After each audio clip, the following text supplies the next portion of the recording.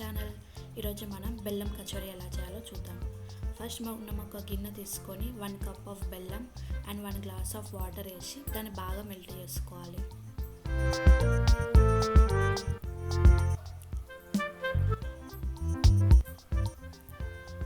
ఇప్పుడు మనం చాయ్ జల్లెడతోటి అది అంతా వడగట్టుకోవాలి.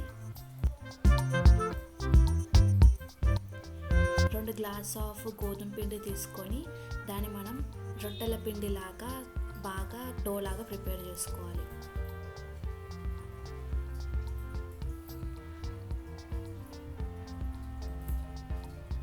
డో ప్రిపేర్ అయిపోయాక మనం 15 మినిట్స్ దానికి రెస్ట్గా పక్కకు పెట్టేసేయాలి. తర్వాత దాన్ని చిన్న పోర్షన్స్ లాగా చేసుకొని రోటీ లాగా మనం తాల్చుకోవాలి.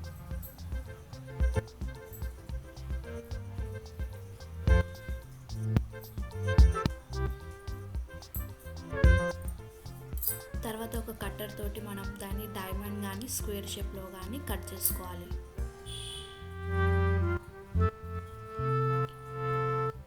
ఒక కడాయిలో మనం డీప్ ఫ్రైకి సరిపడినంత ఆయిల్ పెట్టుకొని వేడి చేసుకొని ఇవి 1 బై 1 వేసేసి మనం డీప్ ఫ్రైగా చేసుకోవాలి.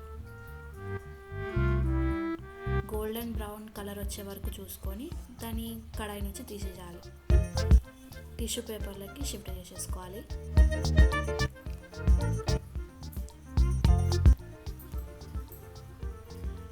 అంతే, మన సింపుల్ అండ్